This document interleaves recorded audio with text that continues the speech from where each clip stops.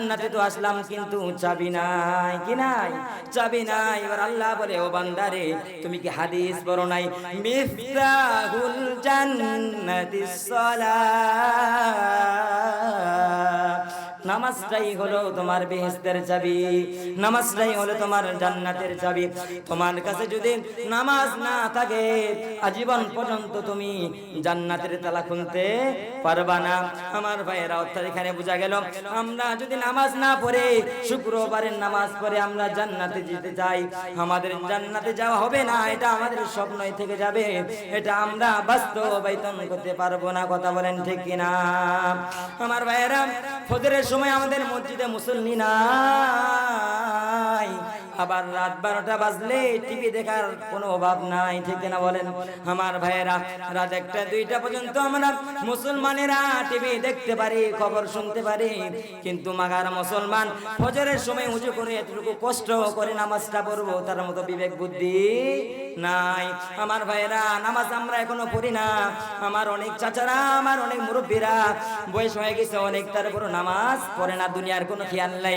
কেমন করে ঘুমাও তুমি, হো কেমন করে ঘুমাও তুমি, ফজর করে কাজা হেমন তো হতে পারে, জোহরে জানাজা তোমার হেমন তো হতে পারে, জোহরে জানাজা।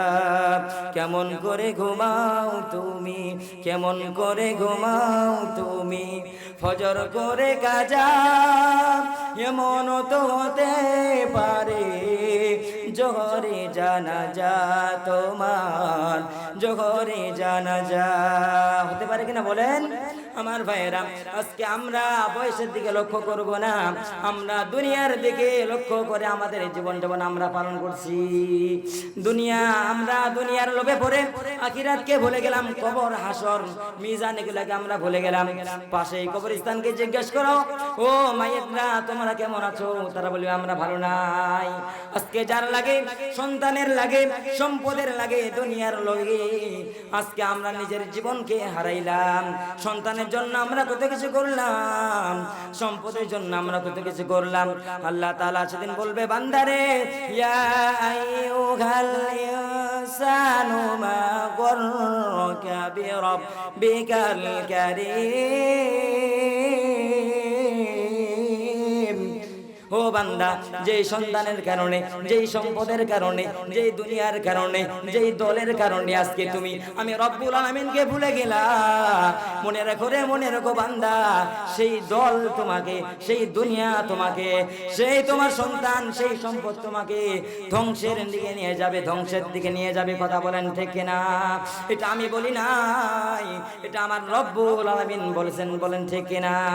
আমার ভাইয়েরা, আজকে আমরা যদি লক্ষ্য করে আমাদের নিজের বিবেক, আমরা কোনোদিনও দুনিয়ার ছাড়া আমরা আখিরাতের প্রতি কাটাই না।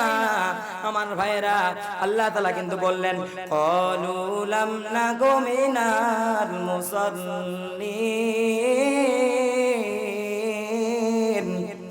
জাহান্নামে যাওয়ার জন্য এই যে প্রথম কারণটা হলো, তাই হলো আমরা নামাজ পড়ি না।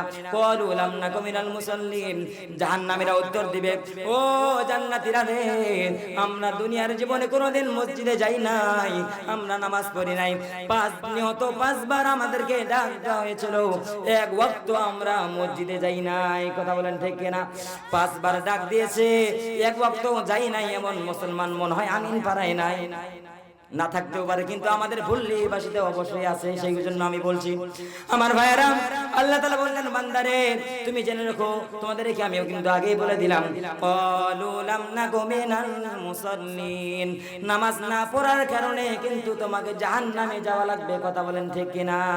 আমার ভাইয়েরা, অনেকে বলে আমার ঈমান ঠিক আছে, আমি নামাজ না পড়লে কি হবে? আল্লাহ তাআলা আমাকে জান্নাত দিবে।